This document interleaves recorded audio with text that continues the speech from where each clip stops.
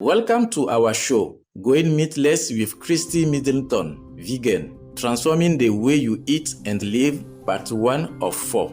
Christy Middleton is the Vice President of Business Development at Rebellious Foods and former Senior Food Policy Director for the Shining World Benevolence Award recipient, Humane Society of the United States. She is the author of Meatless, Transform the Way You Eat and Live, one meal at a time. Certified in plant-based nutrition, she is also a nationally renowned speaker. On today's program, Christy shares her personal journey to the vegan lifestyle. So I grew up in rural Virginia, and I grew up with lots of animals in my family. We had cats and dogs, goldfish, hamsters, and lots of other animals. And so I always loved animals as a little girl. And one day I was cooking scrambled eggs, and my older sister said to me, "You know what those are, right? Dead baby birds." And I didn't know if she was messing with me or if she was being serious, but I knew one thing for sure. And as somebody who loved animals, I didn't want to eat any dead baby birds. So I stopped eating eggs, but it wasn't until I was in college that I became vegetarian. A college marketing professor was describing euphemisms, and the example that she gave was meat. And she said that if we called it what it really was, which is the flesh of dead animals, that probably far fewer people would want to eat it. And after that, every time I would sit down to eat, I would think, this is not just a piece of meat, this is a flesh of a dead animal. And so I became vegetarian pretty quickly after that. But it wasn't until I started volunteering with an animal protection organization that I became vegan. At that point, I wanted to devote my life to helping animals.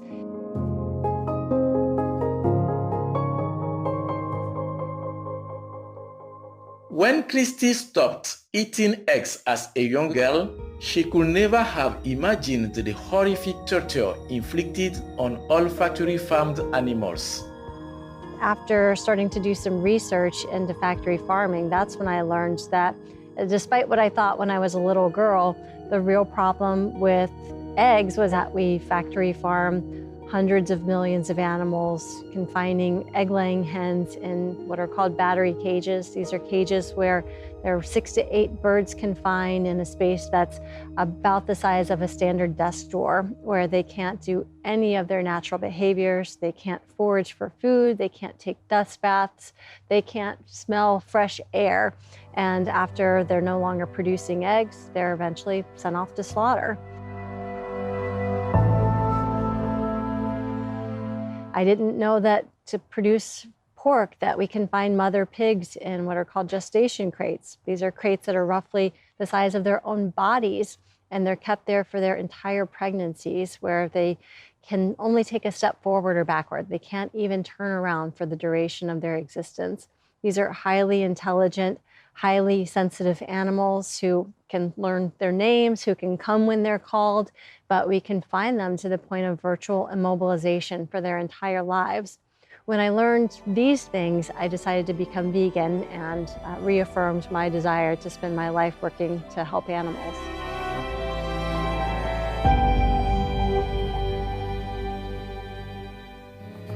For several years, Christy was the Senior Food Policy Director at the Humane Society of the United States. In this position, she and her team collaborated with some of the nation's largest school districts, as well as dozens of hospitals and colleges, helping them implement healthier eating programs. I worked with a team of dietitians, former food service professionals, to help with getting more plant-based options on menus.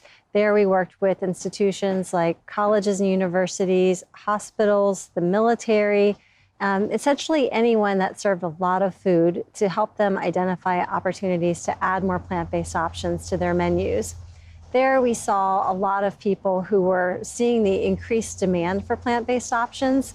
They wanted to have more delicious options for their guests, but often they didn't have the time, they didn't have the money, they didn't have the staff who were trained to do a lot of scratch cooking.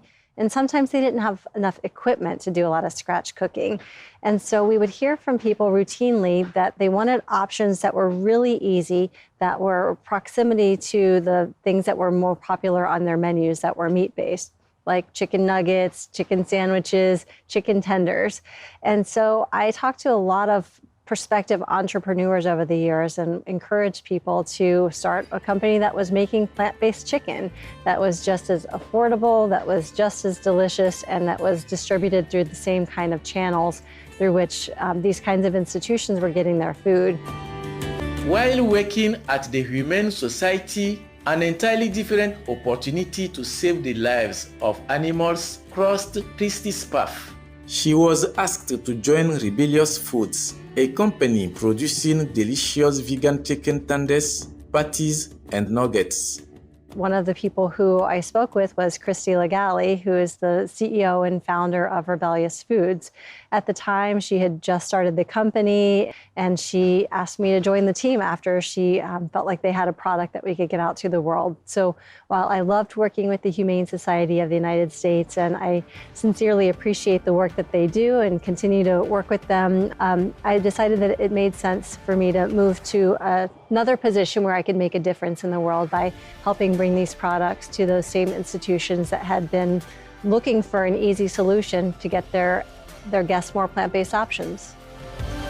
Not only a working professional, Christy is also the author of Meatless: Transform the Way You Eat and Live, one meal at a time. The book describes how the vegan lifestyle can halt climate change, improve personal health, and protect animals. In addition, it includes many tips and tricks for transitioning to the plant-based diet. The book really came about as a result of hosting lots of events and talking to people who were trying to eat less meat, but really wanted some direction on how to do that. A good friend of mine is a clinical psychologist who studied behavior change. And even though a lot of people want to make certain changes in their lifestyles or perhaps in their diet, sometimes they don't really know where to begin. They don't really want to take a all or nothing approach. And so part of the concept is to give people some tips and tricks and resources, such as making goals for what you're trying to do. For example, if you want to become vegan, then maybe trying to designate a certain food that you typically enjoy and swapping out a plant-based option for that instead. Say, for example, if you always get a latte for your morning coffee, make your goal to get a soy latte or an almond milk latte instead. So you can just create small little milestones that help you build to whatever it is that you're trying to do.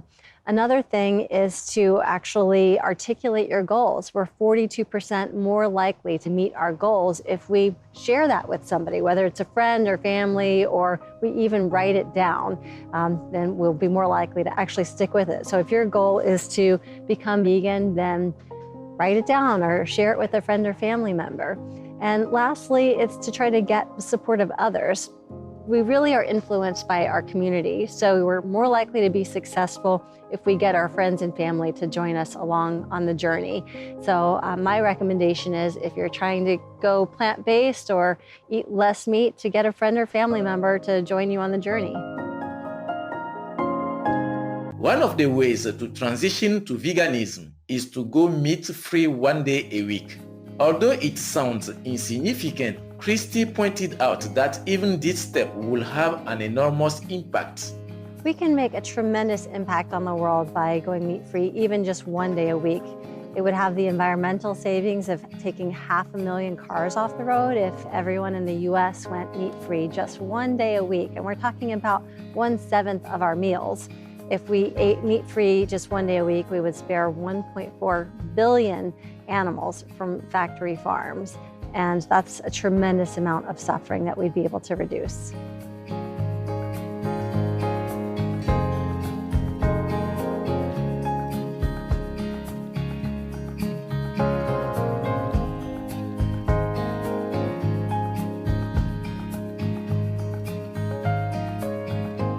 Many thanks, Christy Middleton, for your dedication to saving the lives of our precious animal friends while simultaneously improving the health and well-being of the people. May you be blessed for your noble work. For more information about Christy Middleton, please visit christymiddleton.com.